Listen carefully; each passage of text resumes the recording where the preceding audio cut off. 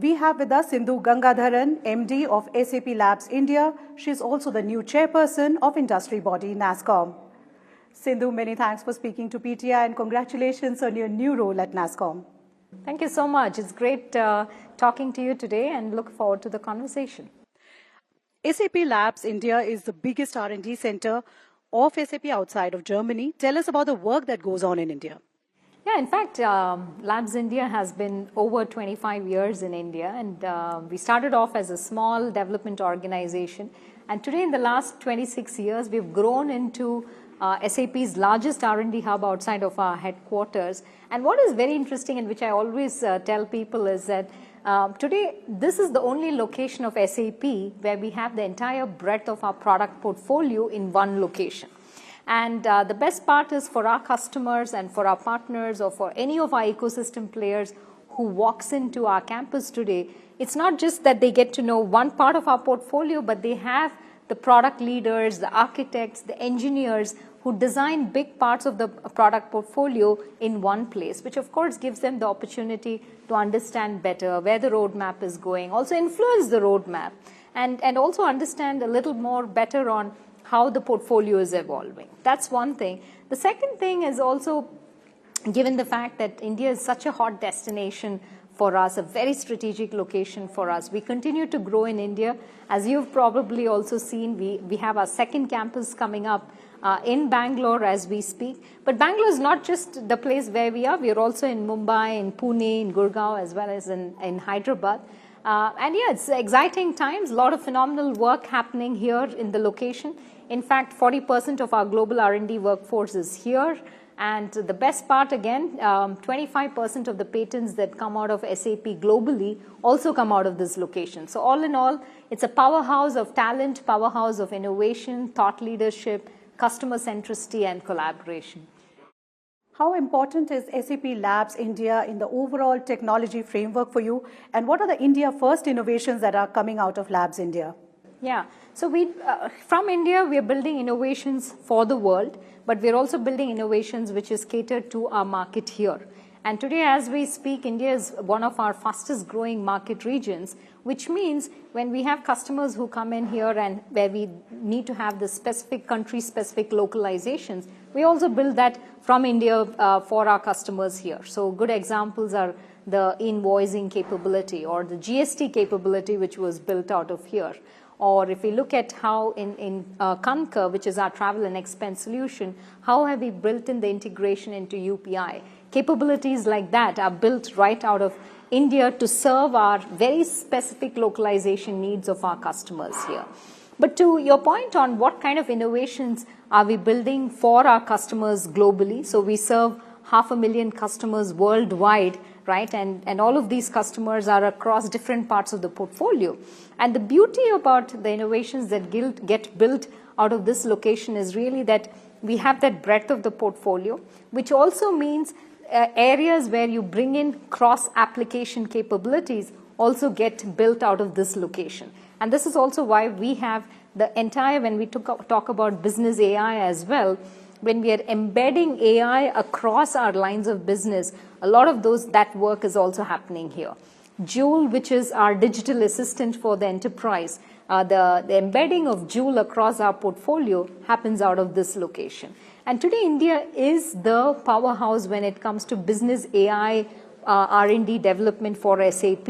And this continues to grow as we speak. Like, for example, one of the innovations that we are particularly proud of and which we will be announcing very soon is also the whole area of multi-agent AI, right? Again, a capability which is built by the teams here, which really helps you to look into those areas of focus across business processes where you need multiple AI agents that work in harmony with each other, who are synchronized with each other, have a collaboration context across each other. But for the end user, it's a very simple ask to Joule, hey, I would like to book the best flight that takes me to this location.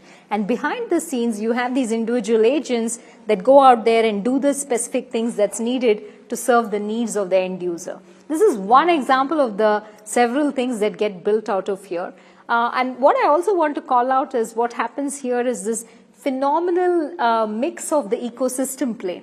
So we have a lot of our startups. We have our startup accelerator program where we have startups come in, work with us, build complementary solutions that to our portfolio. And many of the startups are building on the business technology platform.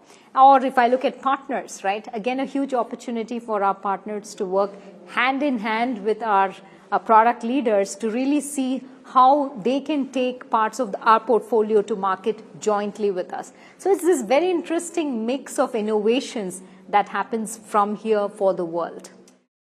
Let us turn to your new role as Nasscom chairperson, as a business leader and as a head of industry body. What are you most excited about at this point, and what are the big challenges you foresee for the Indian IT industry? Well, I think if you just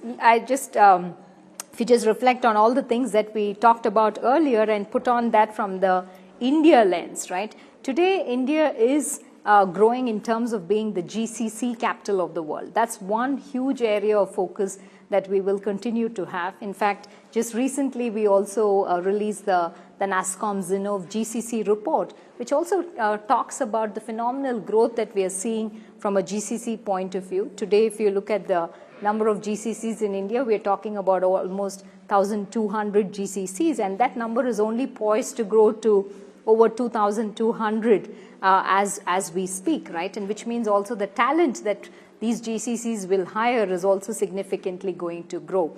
The second thing in terms of focus is also about skilling. Now, on one hand, we say 16% of the world's AI talent is from India for the world.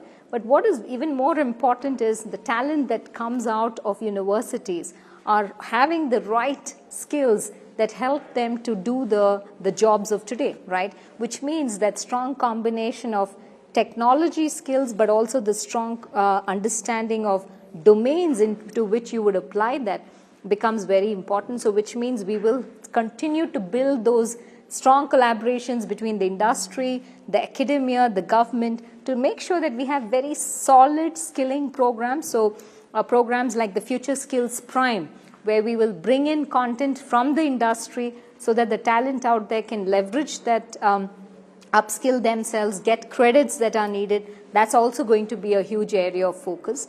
We will continue our investments when it comes to ER&D, because we want to see a lot of that IP creation from India for the world. And that also will be a huge area in terms of looking at how we can build that IP from India, also together, not just from an ER&D point of view, but also from a startups and the growth of startups here in India. So a lot of areas of focus, but these would be some of the primary areas which we want to target. I want to zoom out and look at the tech spends. If you look at the global macroeconomic indicators, the slower than expected growth in US, the upcoming elections and the stubborn inflation, what really lies ahead in terms of tech spends and tech demands globally? Well, I mean, if you just look at most of the conversations that we are seeing across, right, one consistent theme that we are seeing across every industry is how quickly can we speeden up the transformation? Because I think one thing which we'd all agree on is post-COVID, every organization wants to know how quickly they can get themselves digitally enabled, how they can transform themselves. And earlier, if the conversations were about if we can do it in 5 years, now the conversation is how do we do it in 2 or 3 years, right? So what I'm trying to get to is the speed at which these things are happening are multifold. I mean, so which means India will continue to be the place where people will look at India as the place where they get access to talent that helps them to kind of go through those transformations. And this also is seen in the numbers today, right? I mean, if I just look at the overall, India continues to be a net hiring positive market. I mean, we just added 60,000 net new jobs, which is a 1.1% year-over-year growth in terms of numbers. And so that is continuing to be the case. And like I said, if we are able to make sure that our talent keeps their edge, we'll be able to complement that moving forward. And then with the power of AI as well, right? Today, GenAI gives us the opportunity to really look at new ways in which we transform the way things are being done. And all put this together, that is something that we will see in terms of positive uptake in terms of the numbers as well moving forward. So no conversation is complete without AI and GenAI. So let's just jump into that. What do you see would be the impact of AI and generative AI in changing the business landscape as we have known it? And where do you see India's position in this new tech world order? Yeah, I think it's very clear, there's no doubt that generative AI is literally transforming the way businesses are being operated, right? In terms of new ways in which you would look at business models or new customer experiences that you can offer, or the way a problem solving was looked into. Literally everything is changing because the power of technology, right? And today you can traverse through large data sets and really be able to zoom into the very specific context that is needed to be able to decide a specific user decision and allow the user and guide the user to take those decisions very quickly.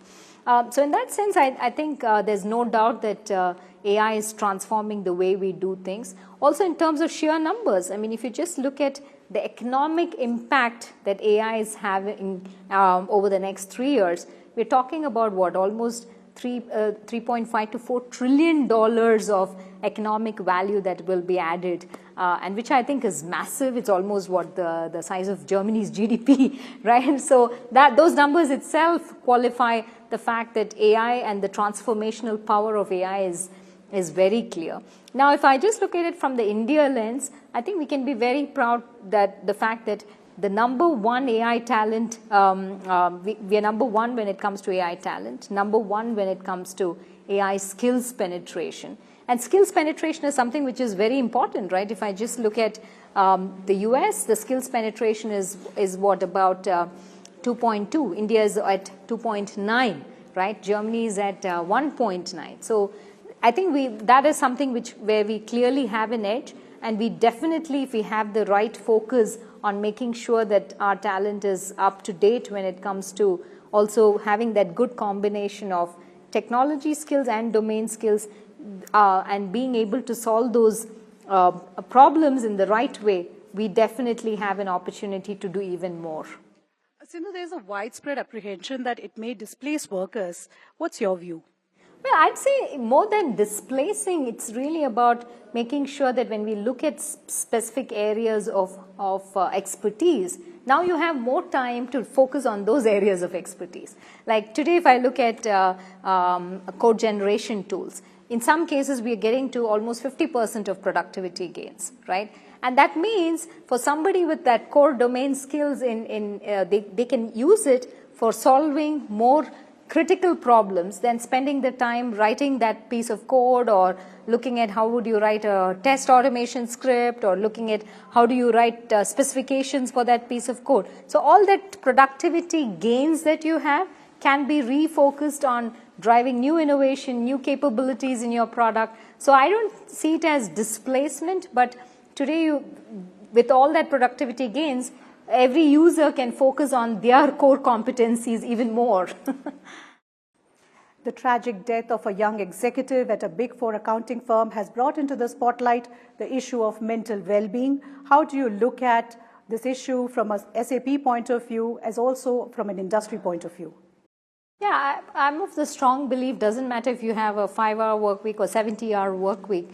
It's at the core of everything that you do. You need to make sure that you are grounded from both from a mental as well as from a physical health and well-being point of view. And I think it's super important that organizations like us have a very strong emphasis on the well-being of employees, right? Because finally, if we have that clarity of thought and clarity of what you bring, that's when we are all able to excel in what we do, right?